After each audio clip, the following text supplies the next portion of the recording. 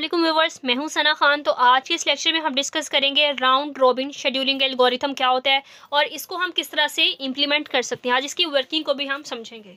तो round robin scheduling algorithm, एक बात आपने याद रखनी है कि राउंड रॉबिन शेड्यूलिंग एल्गोरिथम हमेशा प्रीएम्प्टिव होता है। ये कभी भी नॉन प्रीएम्प्टिव नहीं होता, ये हमेशा प्रीएम्प्टिव होता है। अब आपको राउंड रॉबिन के हवाले से ये बहुत इंपॉर्टेंट है, तो इसके हवाले से आपको इंपॉर्टेंट एमसीक्यूज भी आ सकता है। इसके हवाले से ये एमसीक्यूज बहुत इंपॉर्टेंट है। आपसे पूछा जाता है कि टाइम स्लाइस या टाइम क्वांटम कौन से शेड्यूलिंग एल्गोरिथम में इस्तेमाल होता है। तो स्टूडेंट्स, आपने याद रखना है राउंड रॉबिन में हमेशा टाइम स्लाइस या टाइम क्वांटम ही इस्तेमाल किया जाता है। इसमें टाइम स्लाइस को टाइम क्वांटम भी बोलते हैं। तो टाइम स्लाइस और टाइम क्वांटम जो इस्तेमाल किया जाता है वो राउंड रॉबिन में ही इस्तेमाल किया जाता है। अब राउंड रॉबिन होता क्या है? इसमें टाइम स्लाइस इंपॉर्टेंट होता है। टाइम स्लाइस की ही बेस पे हम देखते हैं कि कौन से प्रोसेस को हमने एग्जीक्यूट करना है सीपीयू ने और कौन से प्रोसेस को एग्जीक्यूट नहीं करना। ये हमारे पास जो है ना, ये FCFS, first come first served, FCFS से ही रिलेटेड है। लेकिन इसमें हम क्या करते हैं, टाइम स्लाइस इंपॉर्टेंट है। टाइम स्लाइस से काम लेते हैं। टाइम स्लाइस क्या है, यहाँ पे मैं आपको शो करवाती हूँ।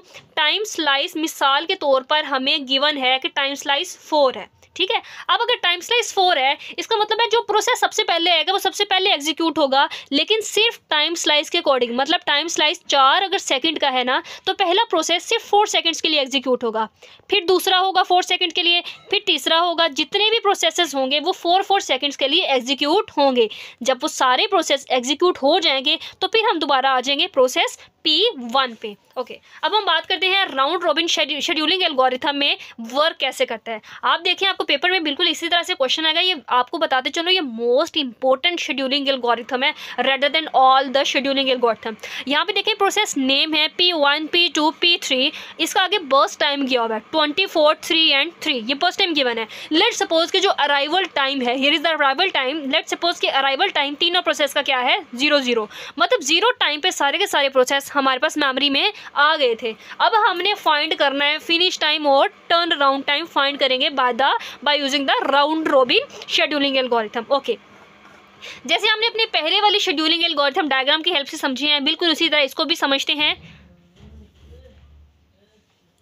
ये देखें, अब देखें, हमने कहा कि FCFS से रिलेटेड है, यानी जो सबसे पहले आएगा वो सबसे पहले ही एग्जीक्यूट होगा, लेकिन टाइम स्लाइस के अकॉर्डिंग। जितना टाइम ये कहता है सिर्फ उतना टाइम एग्जीक्यूट होगा, उससे ज़्यादा टाइम एग्जीक्यूट नहीं हो सकता। ओके, जैसे कि ये फर्स्ट कम फर्स्ट सर्व की तरह ही है। सबसे पहले हमारे पास जो प्रोसेस आया दैट इज़ द P1, तो P1 प्रोसेस यहाँ पर आ गया, अराइवल टाइम 0। ओके, सबसे पहले हमारे पास P1 प्रोसेस है तो P1 ही यहाँ पर आ गया। अब इसका बर्स्ट टाइम कितना है, 24, बट वो कहता है आपने कितना एग्जीक्यूट करना है, जस्ट 4 टाइम स्लाइस, मतलब 4 सेकंड के लिए ही सिर्फ आप इसको एग्जीक्यूट कर सकते हो। ओके, तो P1 को मैंने एग्जीक्यूट किया 0 से लेकर 4 तक, ठीक है। अब देखें, इसको मैंने एग्जीक्यूट किया 0 से लेकर 4 तक, लेकिन इंपॉर्टेंट बात यह है कि बर्स्ट टाइम 24 का था, तो जब 4 का एग्जीक्यूट होगा तो बाकी कितना रह गया, बाकी रह गया 20 अभी रहता है हमारे पास, जिसको हम बाद में एग्जीक्यूट करेंगे। अब P1 प्रोसेस 4 सेकंड के लिए हो गया। अब बारी आती है P2 की। अब P2 भी होगा 4 के लिए, P2 होगा 4 के लिए, लेकिन वो कहता है कि मेरे पास तो बर्स्ट टाइम जस्ट 3 है, मतलब मेरा काम सिर्फ 3 सेकंड में कंप्लीट हो जाएगा, तो 4 सेकंड्स मुझे देने की ज़रूरत ही नहीं है, ठीक है। तो हम कहेंगे ठीक है भाई, अगर तुम्हारा काम 3 सेकंड्स में कंप्लीट हो जाता है then I will give you the 3 seconds only. Okay, तो प्रोसेस 2 को कितना टाइम मिलेगा, 3, मतलब 4 + 3 here is the 7, 4 + 3 here is the 7। Okay, अब उसके बाद प्रोसेस 2 हो गया तो प्रोसेस 3 की बारी है, here is the प्रोसेस 3। अब प्रोसेस 3 को भी 4 सेकंड्स मिले, लेकिन वो कहता है मेरा भी टाइम 3 सेकंड्स में कंप्लीट हो जाएगा। ओके, सो प्रोसेस 3 को भी 3 सेकंड्स मिले, यानी 7 + 3 it will be equal to 10। अब देखें, प्रोसेस 2 भी कंप्लीट हो गया, प्रोसेस 3 भी कंप्लीट हो गया। अब हमारे पास सिर्फ प्रोसेस 1 ही बचा है। तो जब सारे प्रोसेसेस कंप्लीट हो गए हैं, हम दोबारा मूव करके कहाँ पे, प्रोसेस 1 पे। अब प्रोसेस 1 में कितना बर्स्ट टाइम है, 20, बट हमने कहा कि टाइम स्लाइस कितना है, 4, तो प्रोसेस 1 एग्जीक्यूट होगा सिर्फ 4 तक, ठीक है। अब ये 4 तक यहाँ पे एग्जीक्यूट होगा, 10 है तो 10 में 4 ऐड किया, हियर इज द 14।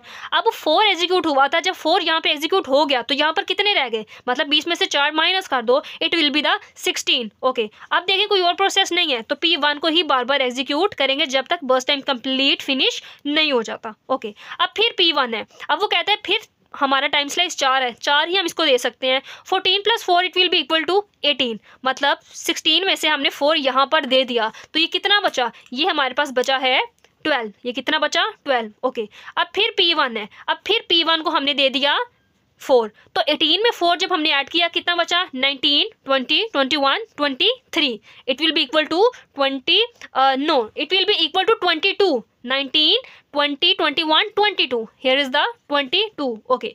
अब देखें यहाँ पर जब मेरा 4 का लग गया तो मेरे पास अब कितना बचा, ठीक है। अब मेरे पास 12 सेकंड्स बचे थे, 12 सेकंड में से 4 यहाँ पर लगे, जब 4 यहाँ पर लगे तो मेरे पास बचे 8, कितने बचे अभी 8 सेकंड्स। तो इसका मतलब P1 दोबारा आएगा, P1 दोबारा 4 सेकंड्स के लिए एग्जीक्यूट होगा, 22 से ये मेरे पास जाएगा 26 तक, ओके। नाउ देखें अभी भी मेरा जो इसका बर्स्ट टाइम 24 है, अब उसमें से 4 यहाँ पर लगे हैं, अब 4 बचे हैं, अभी भी 4 बचे हुए हैं। इसका मतलब है P1 को फिर एग्जीक्यूट करेंगे, कितना 4, और है कितने गए हैं 4, ओके।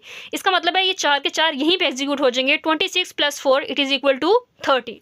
सो ये हमारे पास था एक गैंट चार्ट था, एक डायग्राम थी जिसके थ्रू हमने राउंड रॉबिन को फाइंड किया। अब इंपॉर्टेंट चीज़ ये है कि आपने राइट हैंड साइड से P1 से हमने स्टार्ट करना है कि जो हमारे पास जो P1 है, इस P1 का जो फिनिश टाइम है वो कितना है 30, P1 का फिनिश टाइम कितना है 30। तो यहाँ पर आपके पास टेबल है, यहाँ पे process P1, P2, P3 question में गिवन है, अराइवल टाइम भी गिवन है, बर्स्ट टाइम भी गिवन है। अब इसमें आपने फाइंड करना है the finish time and the turn around time.